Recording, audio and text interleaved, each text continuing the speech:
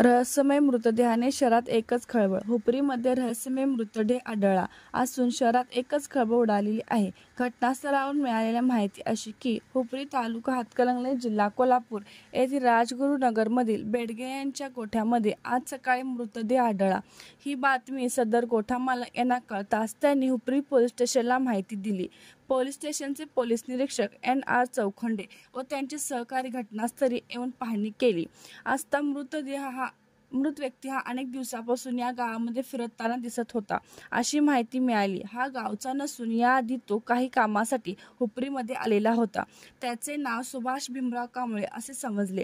या ठिकाणी कसा आला, तो कशासाठी आला व तातमध्ये कसा पोहोचला याबाबत नागरिकांच्या मध्ये कुजबूज चर्चा चालू होती. ही व्यक्ती नशेत मृत्युमुखी पडला का आणखी काही घडले याबाबत हुपरी पोलीस स्टेशन पुढील तपास करीत आहेत. जनसामान्यांचा प्रहार न्यूजसाठी शहाबुद्दीन घुडबई, हुपरी.